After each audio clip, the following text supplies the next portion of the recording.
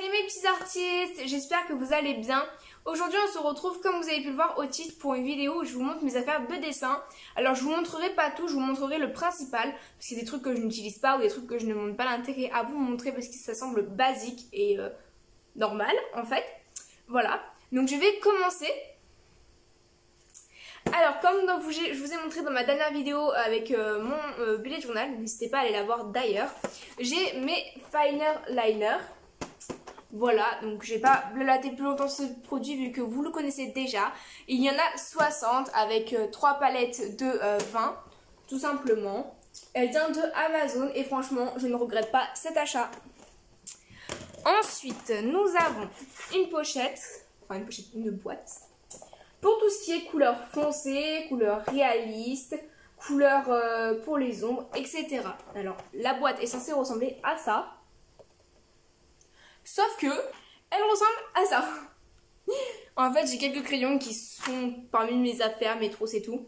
J'ai ma gomme qui est ici, qui a bien morflé d'ailleurs. Du coup, voilà. Alors, on a des crayons plus ou moins gras selon le crayon et franchement, c'est pas mal. Ici, je ne sais jamais compris ce que c'était ce genre de mine de crayon. Mais bon, ils sont très utiles. Et là, on a plein de craies, donc couleur cuivre, couleur pierre, couleur pour les ombres, etc. Et là, on a de simples crayons. Voilà. Je ne vais pas rester plus longtemps là-dessus vu que de toute façon, je ne sais pas quoi dire en fait sur cette boîte. Elle est vieille, je l'ai reçue à peu près 3 ans. Au tout début de mon dessin, genre quand je dessinais, mais je dessinais moyennement en fait. J'aimais le dessin, je commençais à dessiner des dessins, mais j'avais pas de matériel on va dire de pro. Ça c'est mon premier vrai matériel de pro entre guillemets. Et voilà, j'ai été contente quand je l'ai reçu, mais j'ai pas commencé à l'utiliser de suite. J'ai commencé à l'utiliser seulement après avoir commencé à faire le réalisme, donc il y a très peu de temps.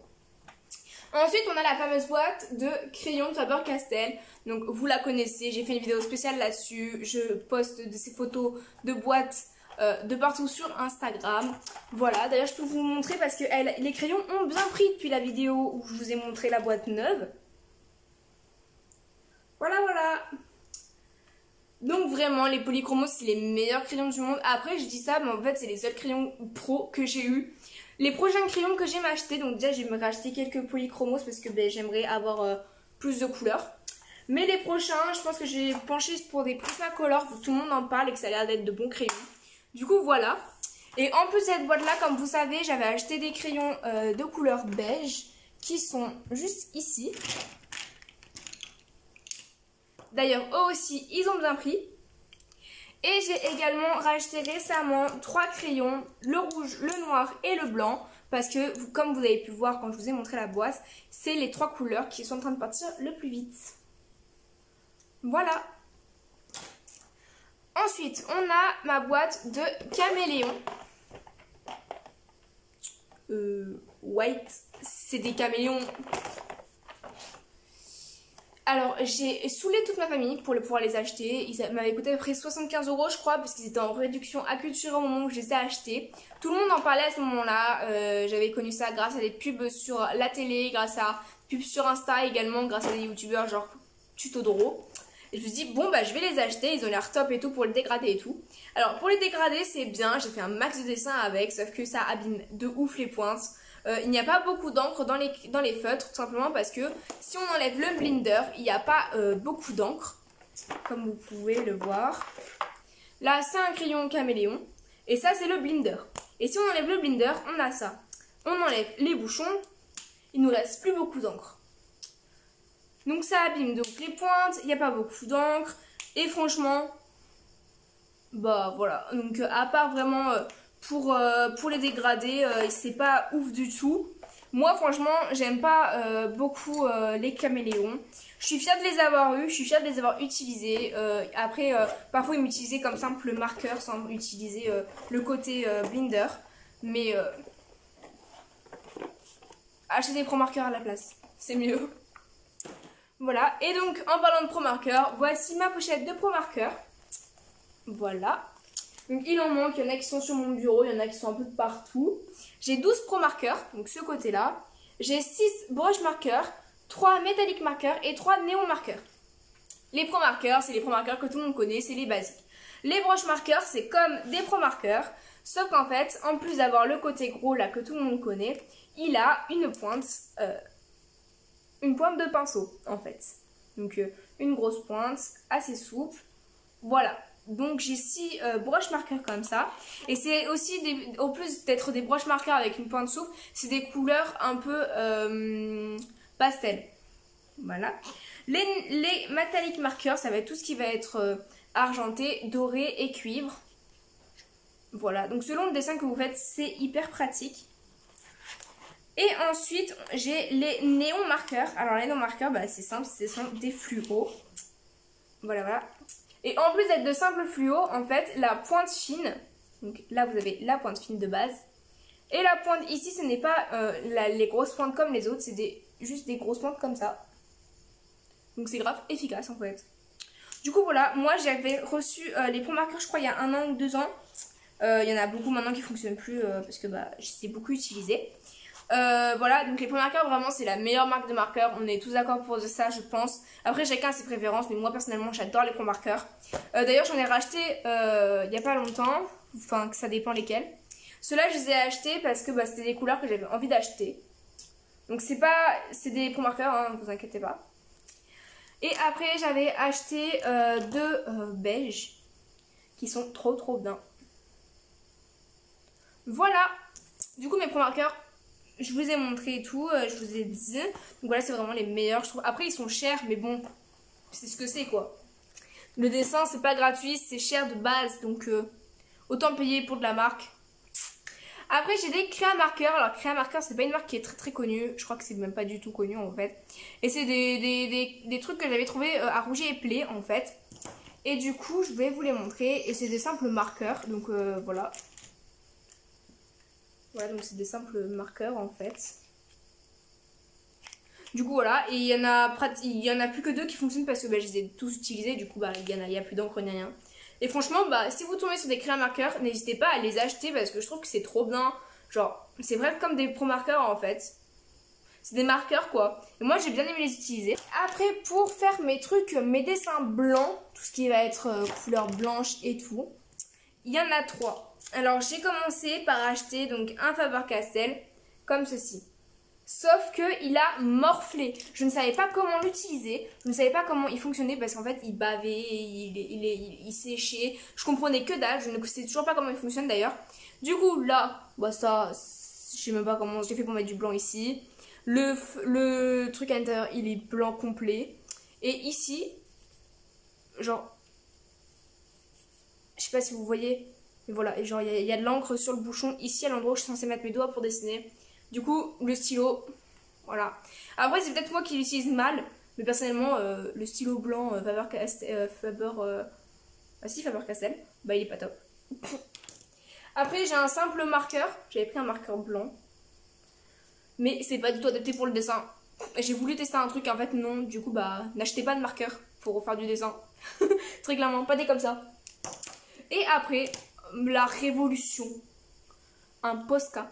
Bon après j'ai pris un petit, mais bon, voilà. Du coup un Posca blanc et il est trop bien. La mine elle est fine et tout. Si j'ai besoin, bah, je secoue, j'appuie un peu comme ça. Hop là, l'encre elle vient. Ça déborde pas trop ni rien. Franchement, il est trop bien. Du coup, bah, je vous conseille d'acheter un Posca pour les trucs blancs. Et aussi les stylos gel blancs. Apparemment ça fonctionne aussi. Du coup voilà. Et après il y a les trucs basiques en mode des estompes. Donc 2 petites estompes. Voilà. Après j'ai tout ce qui va être mine de crayon, qui va être comme ça, des crayons, des comment ça s'appelle ça? Je ne sais plus, bref, plein de crayons. Voilà, mes préférés ce sont ceux-ci. Celui-là, il y a Luna Drawing, je sais pas si vous la connaissez, qui a acheté même récemment. Et après, il y a des comme ça. Ils sont trop bien. Genre, pour sortir la mine, t'appuies ici. Du coup, voilà, c'est trop bien. Et lui, il est 0.5, lui, il est 0.7. Du coup, j'ai un peu toutes les tailles, c'est trop bien. Après, évidemment, j'ai les gommes. Voilà. Et après, j'ai les liners. Donc, la moitié ici ne fonctionne plus, mais je ne peux pas les jeter. Mais par contre, ceux-là, c'est ceux que j'utilise au quotidien pour le moment. Et les prochains liners que j'achèterai, ce ne sont pas des Monali comme ceci. Ce sera des Pigma Micron. Les Pigma Micron, c'est ceci. Et en fait, c'est les premiers liners que j'ai utilisés au tout début, genre quand j'ai commencé à dessiner et tout. Et en fait, c'est très clairement les meilleurs, genre c'est les meilleurs, les Pigma Micron.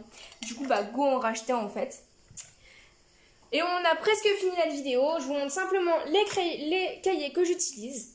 Alors ici, on a un papier craft. Voilà, donc 1 A5, petite taille. Et franchement, c'est trop bien. Genre moi, j'utilise ça que pour faire des dessins un peu réalistes, crayon gris.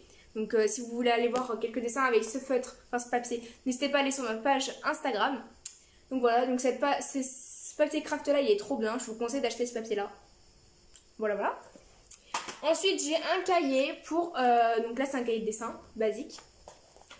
Mais en fait, c'est un cahier où je fais des petits paysages. Je dessine des paysages. Donc pour le moment, il n'y en a que 4. Mais je dessine des paysages que je croise, que je vois, qui me plaisent et tout. Du coup, voilà. Donc là, il n'y en a que 4 pour le moment. Mais vous inquiétez pas que ça va se peupler.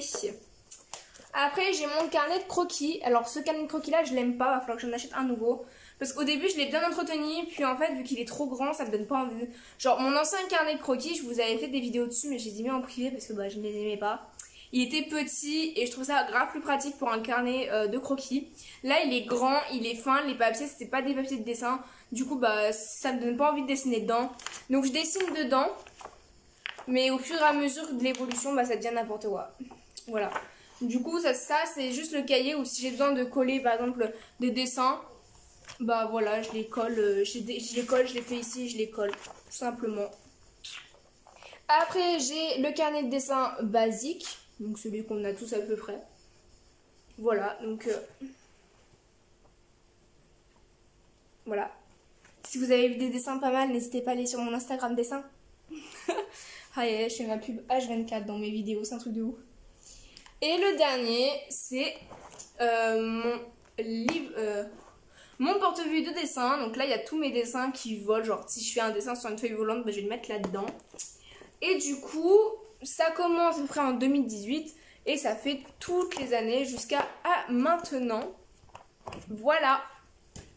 Du coup, je vous ai montré le principal, donc ce que j'utilisais vraiment au quotidien. Et voilà, la vidéo est terminée. J'espère qu'elle vous aura plu et que mon matériel vous aura aidé à trouver le vôtre. Vous aura été intéressant, j'espère. Sur ce, si vous avez des questions sur un matériel que j'ai ou que vous voulez me proposer un nouveau matériel, n'hésitez pas à venir en commentaire ou en story. Enfin, non, pas en story. Oula, qu'est-ce que je dis? En DM Insta. Je réponds et je lis tout ce que vous me dites. Et évidemment, je suis ouverte aux suppositions. Voilà, voilà.